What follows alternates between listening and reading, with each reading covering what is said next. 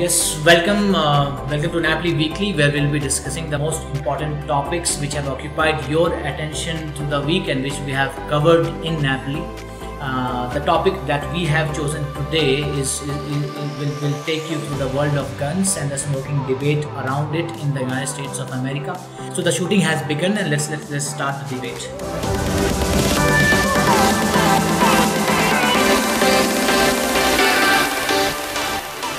Unfortunately, the United States has been subjected to another round of mass shootings in a school compound, and this is the 8th school shooting in 2018 and the 18th mass shooting in 2018, and we are not even past February. So we need to understand why is it so difficult for the world's most powerful country to eliminate what can be counted as one of the most heinous crimes that can never be committed, which is killing school children. It's almost like nobody is surprised every time it happens. So we'll look into the complications, the legal complications, and the moral issues involved in this aspect. So this has again come into news because of this. What you see on the screen, these are the innocent lives that have been lost. Most of them students, a few of them also educators. This happened in a school in Florida, the Marjorie Stoneman Douglas High School. And Florida, by the way, has the most liberal gun control laws in the entire in all of United States. So we need to just explore why is it that year after year we see these shootings after shootings, protests after protests, and yet nothing moves forward. Right. So, but before that, since we talk of these incidents, you see on the screen right now, these are the worst mass shooting incidents that have occurred in the United States in the recent history. The one at the top, the one which takes the top, I can't say honors, the top dishonor here is the Las Vegas shooting, which happened the last year. And if you remember, a man positioned himself on the 32nd story of a building and just showered the entire crowd which had assembled for a festival with bullets, and as you see, close to 60 lives were lost. This is the worst ever incident here.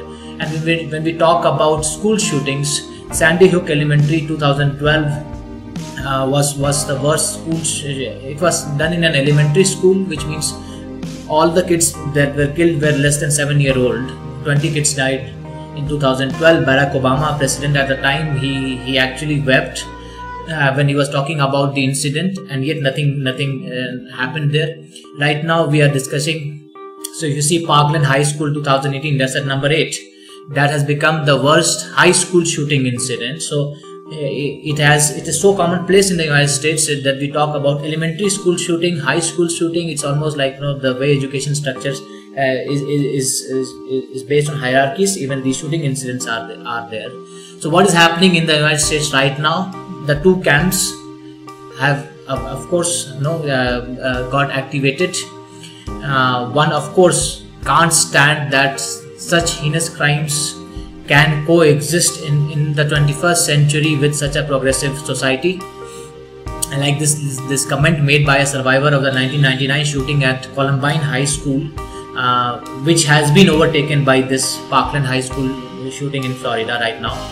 So in the United States, what they're saying is that the threshold of somebody who can pick up a gun and start killing children has actually come down. You don't need to be completely insane to be able to do that. Even if you are disturbed slightly, you can go ahead and start killing children in your school or in somebody else's school. In this case, we are talking about our guy Oscar Cruz.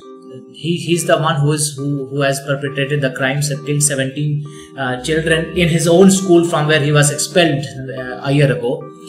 And it seems one of the triggers was his breakup with his girlfriend.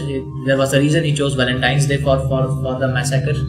He was also mentally disturbed. He had consulted the doctors for mental help. It is being investigated. How is it that the red flags were not raised? Eventually, it was deemed that he's a low-level threat. He cannot actually kill.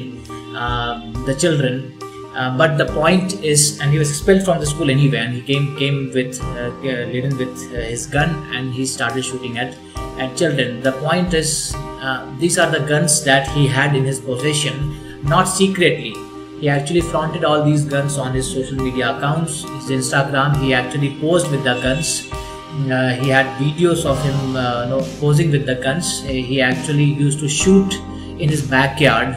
Just a few days before the incident, he actually did some target practice, which was recorded by his neighbor. But these things do not raise a lot of alarm in the United States, because that is something you expect to happen there. You don't know the guy holding the gun is a good guy or a bad guy, but everybody there can actually hold a gun. The point is that every time such incidents happen, the camp which is in favor of liberal gun laws, they say that this is not the time, this is time to grieve. But right now in the country, there is a lot of rage. This is anyway, ever since Donald Trump has been elected president, rage has become fashionable. So in this case, it is totally justified, and a lot of protests have been planned, a lot of marches have been planned. For example, this women's march, which anyway organizes the annual march in favor of women and against Trump, which is political, of course. They have decided to have a national school walkout march. Likewise, many other organizations have organized various marches.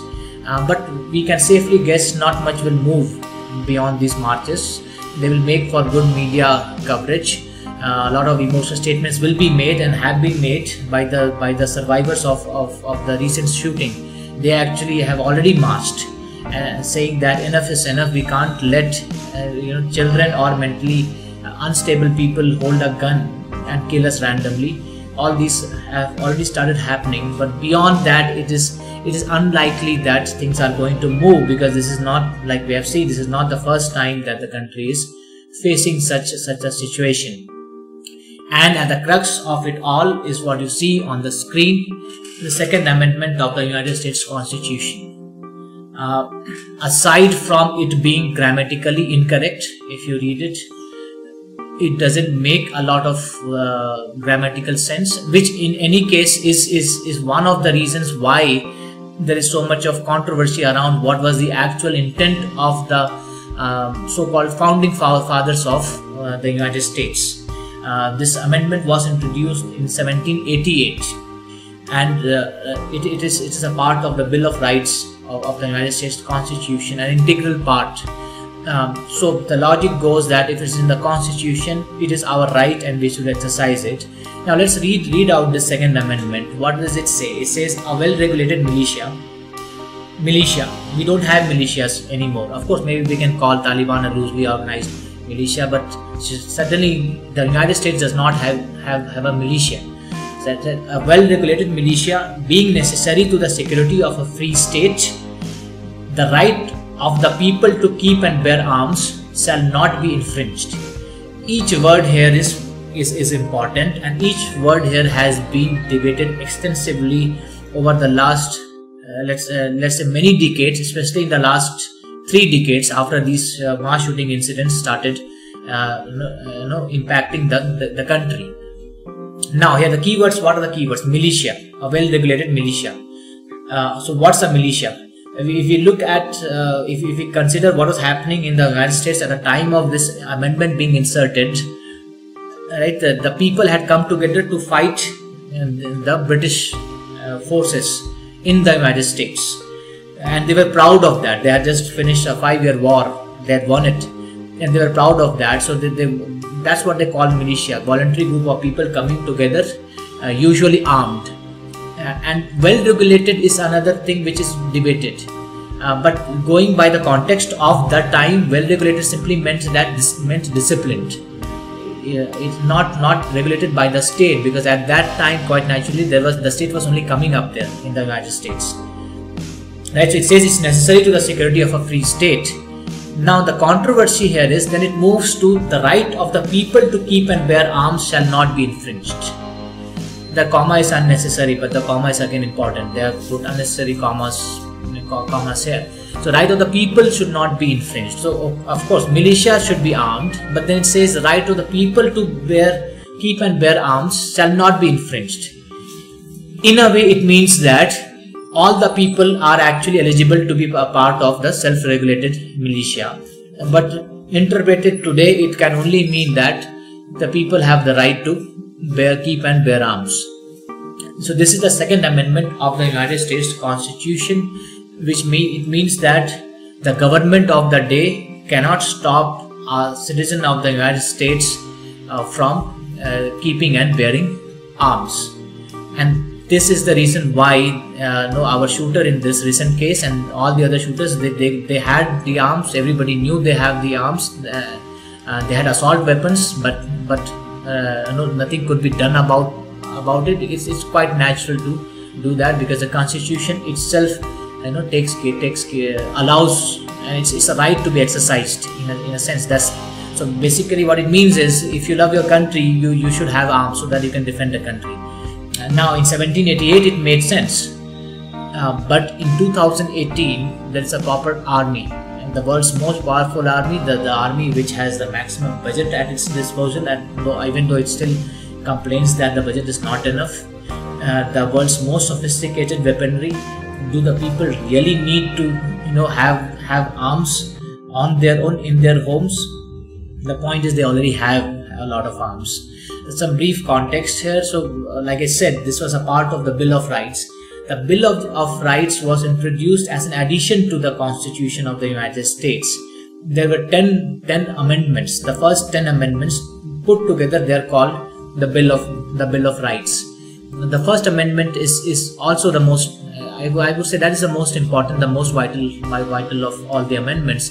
It provided the so-called 5 freedoms: the freedom of religion, freedom of speech, freedom of press to report what it wants to report, freedom of assembly, and the freedom to petition.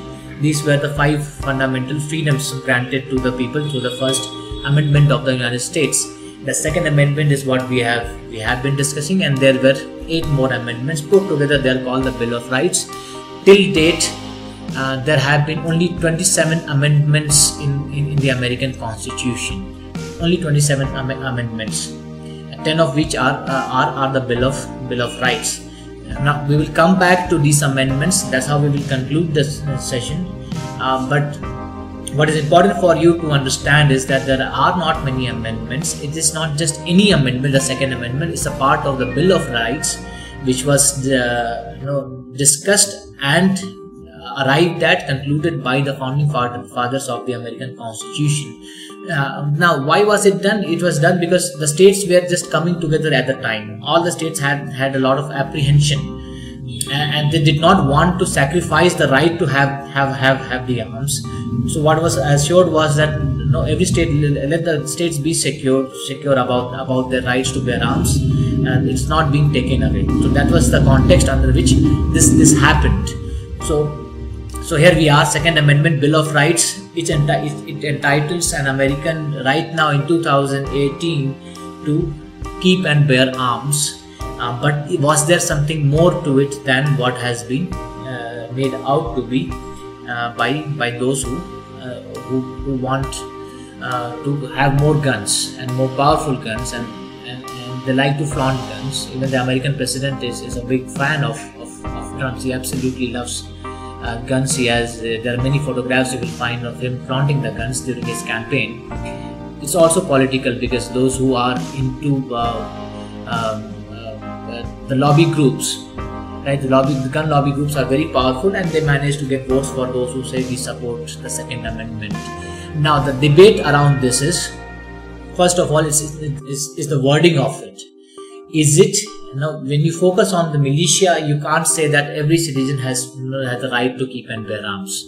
If you focus on the people, then you say every citizen has the right to keep and bear arms. So that is where it starts, and quite often that is where both parties will find some support from, and it keeps going back to the second amendment. In a way, you will be irritated by it. You would want people to say, let's discuss logic, let's discuss the fact that lives are being lost, right? And then So is it for the militias? Is it for the people? That is important. The second is about patriotism, right? So these were hardcore patriots, the founding fathers. They said that it's your duty as an American citizen to protect the country, and how can you do that if you're not armed?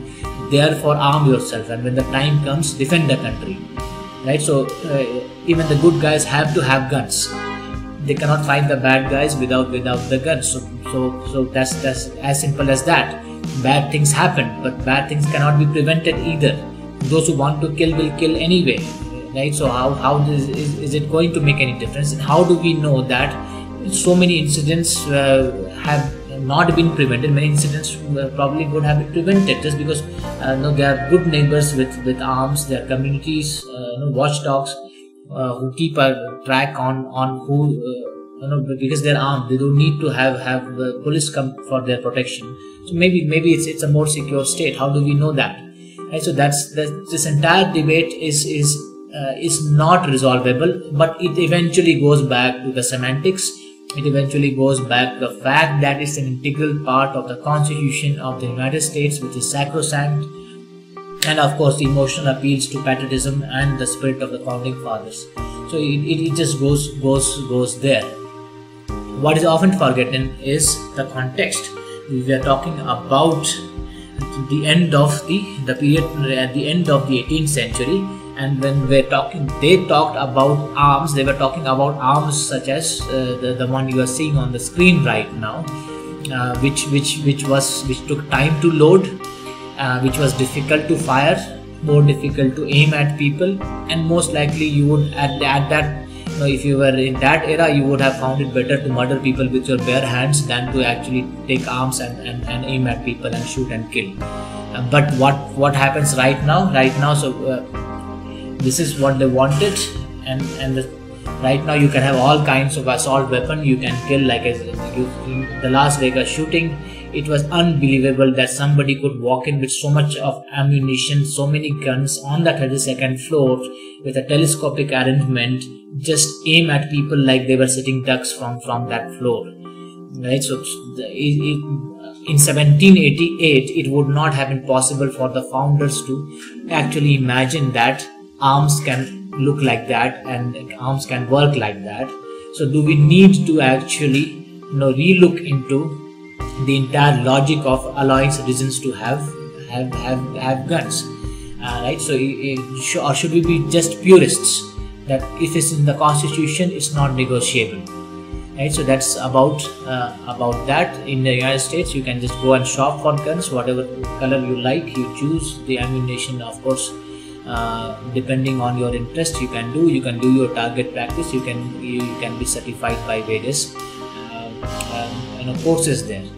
But it's not that you can buy any gun or anybody can go and buy a gun. There are certain rules around who can buy a gun and what gun. Now, first of all, when we say mass shooting, it needs to be clarified. Mass shooting means killing at 4 or more victims. At least 4 victims should be there. Four people should be dead to call it a mass shooting. Every time a mass shooting happens, 2 camps. The United States splits into 2 camps. Here.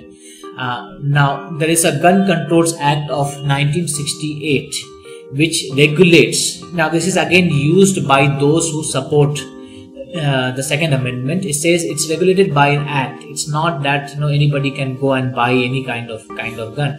One needs to be at least 18 years of age to purchase shotguns or rifles or and of course ammunition. All other firearms, handguns for example, or semi-automatic weapons, to purchase those one needs to be 21 and older, at least 21 years of age, which means that these are mature people who are being handed over the guns. And even in these mature people, it's not that the psychos can just easily go and access the guns. So fugitives, those who have served terms, those who have been deemed as threat to the society by the law enforcement agencies, they cannot have guns. The people who have been admitted to mental institutions or who have history of psychological illnesses, they cannot have guns. Likewise, there are certain other logical constraints on who can have guns. Now let's pause on this point, that those who are prone to psychological issues, psychological episodes. The point is that even in this case, and this case is a classic example of how difficult it can be to predict who can go wrong, who can actually suddenly turn insane and start shooting people randomly. In this case, there were enough hints, and even the psychiatrists could not predict that he will actually start killing people. The point is, he was actually saying that in his Instagram posts and many videos that he intends to kill people. He had many racist. He used to carry bags which had racist slurs written on it. But people did not understand that he actually can go ahead and do it. So how do you know somebody is actually inclined towards being a mass murderer? There's no hard and fast, there's no objective rule to it. No psychiatrist or psychologist can actually tell you that here's a test and by administering this you can know who is going to be the next mass murderer. It's not possible at all. In many cases you find the neighbors surprised. They can't believe. In this case too, they just can't believe that he's the same guy. So there was a video where the neighbor recorded him doing target practice, but did not report that to the police because he thought it's just target practice. Right? So how do we know who is going to turn mentally insane? A normal person, I can right now at the end of this session, if I am in the United States, I will have a gun by my side and I can start killing people.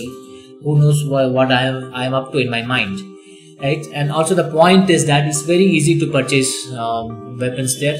Semi-automatic weapons are legal in most of the states, and automatic weapons made before 1986 are legal in many states.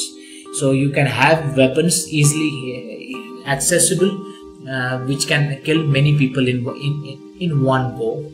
Let's say they don't have the guns. What do they have then? They can still kill people. The point is very well taken, but they can kill people with knives and all that. So in any case, casualty figures will be less. They can be easily overcome, unlike in the case of a gun, where if you are shooting at unarmed people, and then there's no other recourse other than running and hiding and praying. So that's that. So there are certain rules of the game, but the point is that these are also not not foolproof. Now another point here is that the Supreme Court of the United States has taken a purist stand in favor of the Second Amendment. In 2008, there's this famous case of the District of Columbia versus Heller, where the court has clearly said that an individual's right to keep and bear arms cannot be neutralized, cannot be taken away, cannot even be diluted. What the District of Columbia had done was that it had made it mandatory that the arms at home, they needed to be unloaded, disassembled and locked somewhere else. Even this was struck down by the Supreme Court of the United States.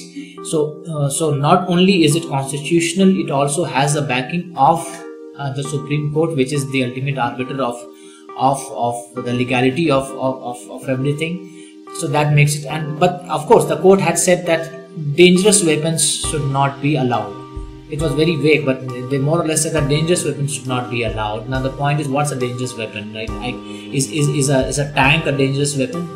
We can all agree that if I have a tank at my home, I can call it a dangerous weapon. But a semi-automatic weapon can be a dangerous weapon to me. It may not be to you. You can call it a weapon for self-defense. I can say it's a weapon for mass destruction. So the vagueness has not been removed by the Supreme Court. It's unlikely also that the Supreme Court will take a stance which is against the Second Amendment, right? So the court is not going to help in this matter. Now let us look at those who support. There's a lot of support for possessing guns by the citizens. 74% in the latest research, Pew Research, 74% of the people said that they think they should continue with the right to own a gun. It's essential to their freedom, essential to their safety. Only 44% believe that actually having a gun increases the likelihood of a mass murder. So 56% actually did not believe that. So the logic goes that it will happen anyway. They can use any weapon. We just can't stop them, and the bad guys anyway will find a way to find an assault weapon. Now the Congress has not done what it should. So, and the last time anything was done about this was in 1994, when the United States Congress, it passed the legislation which imposed a lot of restrictions on the possession of gun, but it had a 10-year sunset clause, and it lapsed in 2004. It was not revived there. Now the point is, more than 30,000 people are killed with guns each year in country, and even suicides. So we should not also forget mass murders. Those who want to commit suicide, they have a gun by their side. They probably don't consider the decision as much as they should, because there's a gun anyway to act on their impulse. So 20,000 suicides also happen every year as a result of this. Now the National Rifle Association, that's the biggest lobby, and that's a very powerful political lobby. That is a lobby which can get a lot of votes to the politicians who actually support the Second Amendment, swear by the Second Amendment. And also the point is that, of course, it has a membership of 5 million, but as we just saw, 74% people, 3/4 of the people actually support the Second Amendment. And now, which politician would want to risk their career? Who would want to risk their career by saying that no, I am against this? So if you have to get the votes, you would rather say, yeah, I don't like certain aspects of the Second Amendment. These mass murders are really bad, but we also have to look at the positive aspects. Many of these incidents have been prevented because people have guns. So the National Rifle Association and the associated politics, it makes it extremely difficult for the United States to let's say objectively look into, the Congress to objectively look into what can be done about this. Now another interesting aspect is there already are 265 million guns in America. So they have 265 million guns. Now let's say you take away the right to have guns. What will happen to these guns? So those who support the Second Amendment in the purest form, they say that these guns actually will go into the wrong hands. Who anyway would love to, legal or illegal, they would have the guns. So even from the guns would go from the good guys to the bad guys. So why not let it be with the good guys? You just cannot take away the guns. Basically, it's too late to take away the guns. There are so many guns that those who want to kill will anyway have access to all the guns that they want. So eventually it comes down to this whole point of, it takes a good guy with a gun to stop a bad guy with a gun, right? So if a smart shooting is happening, I have a gun, I'm a good guy, I can go and shoot that guy and I can prevent more shootings. The bad guy anyway would have had a gun. So that is something which becomes a sort of a clinching argument for those who want to continue to have guns there. And then the moral argument is that it's not the guns which kill people, and the people kill people. You can't control the evil mind just because they don't have the gun. They will find a way. They can launch a chemical attack. They have to kill. They will kill anyway. So that is the point, that guns are not killing people. Evil people are killing evil people. So the whole objective should be to ensure that the people don't turn into the monsters, and the monsters should not get the guns, for which they say anyway there are enough controls in place. So this is the entire package of arguments that is presented by the people who support guns. The counter argument is that of course guns don't kill people, but they make it easier to kill people. I can kill lesser number of people with a knife than I can with a gun. Of course, in Las Vegas, I could not have killed even a single person by throwing knives from the 32nd floor. I had the best of the assault weapons to make sure that I reached the target somewhere down. So this is probably a more powerful argument, that they make it easier to kill. Again, then we have discussed the counterpoints that there are enough guns anyway. They will find, those who want a gun will find a gun, legal or illegal. So if you change the law, what will happen is the good guys will not find the gun, but the bad guys anyway have the gun. So it becomes an unequal contest between the good and the bad. So this becomes a never-ending debate, right? So that this is what makes it difficult to do. So what is to be done? So here let us go through what would qualify as an extreme suggestion, but a very practical suggestion which just proves that it actually can be done. It's not that just because it's in the Constitution, the Second Amendment, the Bill of Rights, it cannot be undone. The United States Constitution has so far had 27 amendments. Why not have a 28th amendment which can undo the Second Amendment, or at least qualify it various, or at least word it properly, put various conditions to it.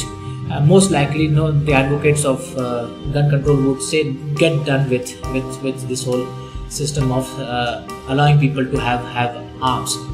Now, quickly, how difficult is it to amend the Constitution of the United States? There are two ways to amend it. The first one is the Congress, like both houses of the Congress, they have to pass a proposal by 2/3 vote.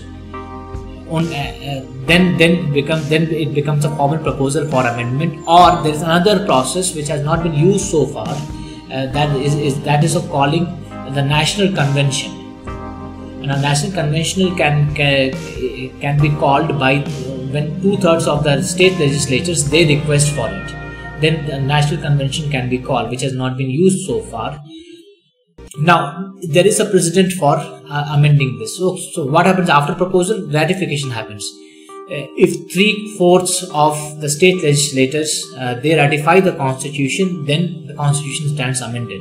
Right? So one is proposal, the other is ratification. So 2/3 of the two houses of the Congress they create the proposal, 3/4 of the states ratify, it is done. Or again, the other way is there should be state conventions called, and 3/4 of the state convention should ratify, then it is done.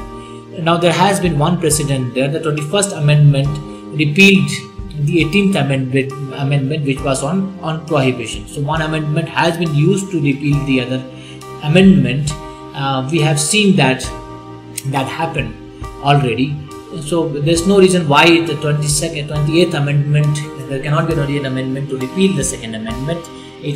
One has to have enough political will, one has to have enough let's say force of morality and conviction to make sure this happens. It will lead to a huge debate, a lot of political compulsions here and there, but it obviously cannot be argued that it cannot be done, right? So that this has to be the only way by which, if it has to be undone, it can be undone.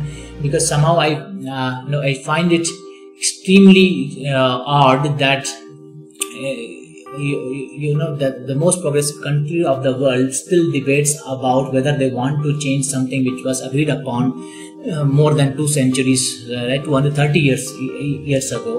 I think it's time for the United States to move past this debate by changing or just getting done with the Second Amendment.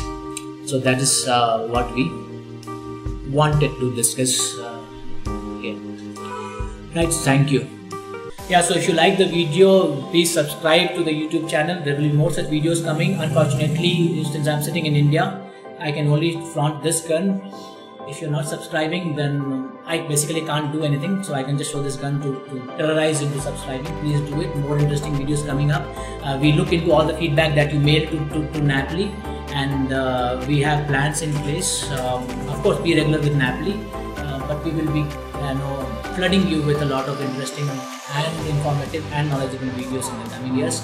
Till then, we will keep shooting, and you keep following Knappily. Thank you.